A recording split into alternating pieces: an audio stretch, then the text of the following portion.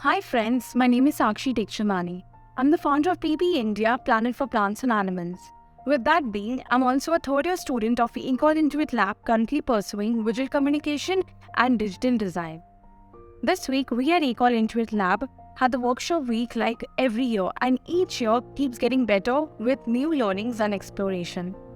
This year, École Intuit Lab brought in brightest, creative and unique design minds all the way from Europe to India.